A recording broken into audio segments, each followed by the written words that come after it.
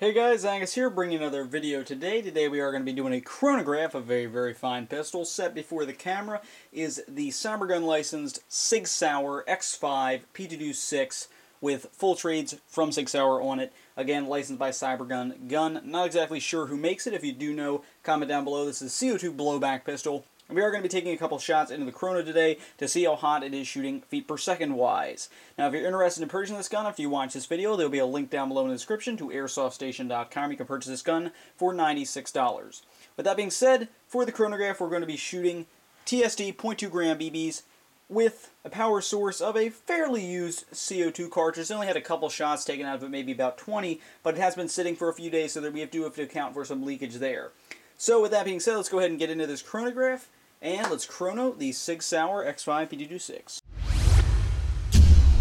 Let's go ahead and chrono this pistol. Now, as you can see, guys, I'm holding the chronograph, not putting it on a tripod, because for some reason, this gun will only read in the chronograph when I'm holding the chronograph. And I put it on the tripod, sitting here for 30 minutes trying to get it to work, but it wouldn't read. Pick this up, held it in my hand, it read every time. So we're going to go ahead and just chrono it from my hand for feet per second. Turn on the X4Tech Chrono. This is with 0.2 gram BBs.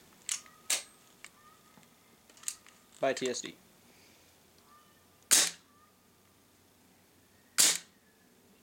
.323.2.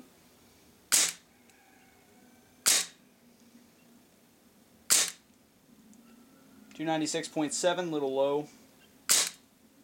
305.5. 311. And it's another fluke. So as you can see, starting to go down here.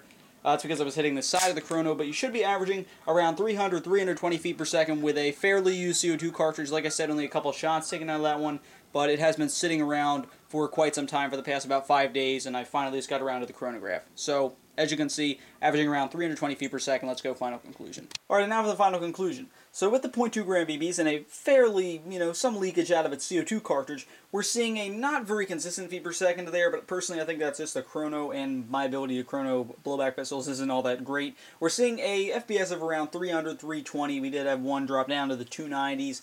And again, that's with a fairly used CO2 cartridge. When you first put the CO2 cartridge in, I anticipated shooting around maybe 360, 370, but eventually it should dumb down to that 320 area.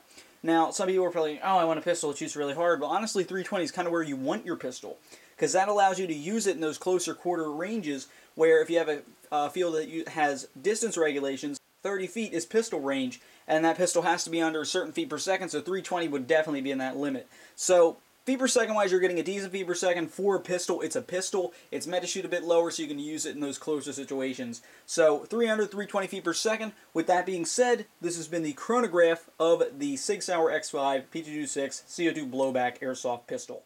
Thanks for watching.